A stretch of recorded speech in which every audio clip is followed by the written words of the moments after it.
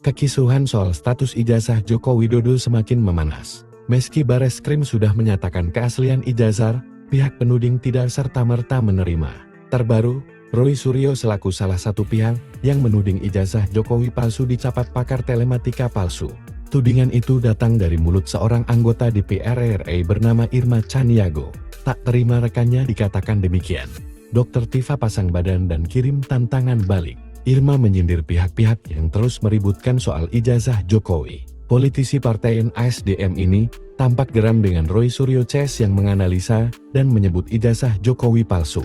Karenanya, Irma pun meragukan kredibilitas Roy Suryo CS. Saya malah curiga, Roy Suryo ini bukan peneliti asli, peneliti palsu dia. Saya menuduh dia sebagai ahli telematika palsu, ungkap Irma Chaniago dalam wawancara televisi.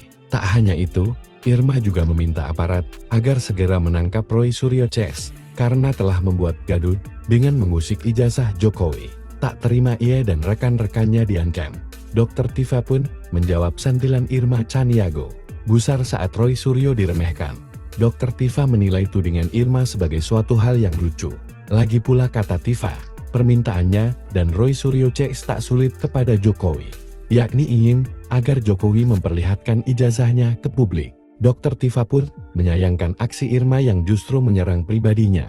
Tapi jika malah menyerang pribadi, mengadu ke polisi, bahkan menyebar fitnah dan ancaman, justru itu memperkuat kecurigaan publik, pungkas Dr. Tifa. Terkait dengan ancaman Irma Chaniago soal penjara, Dr. Tifa tak gentar, bak ingin menantang balik.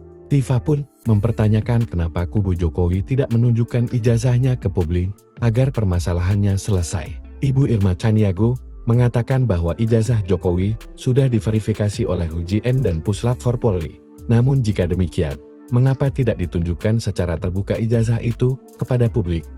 Kenapa tidak ada transparansi yang dapat meredakan keraguan masyarakat? Ungkap Dr. Tifa.